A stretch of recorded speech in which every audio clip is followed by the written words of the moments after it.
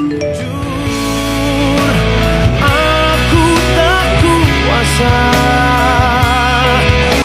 kebetulan bulan puasa nih, gue lagi mokel nih.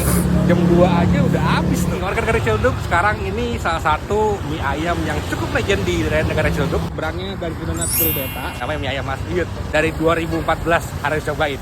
Mas mau makan sini dong, komplit berapa duit Mas? 16 itu, pangsit sama bakso. Mie-nya setengah matang. Kan 2.000 ya, bakso, pangsit.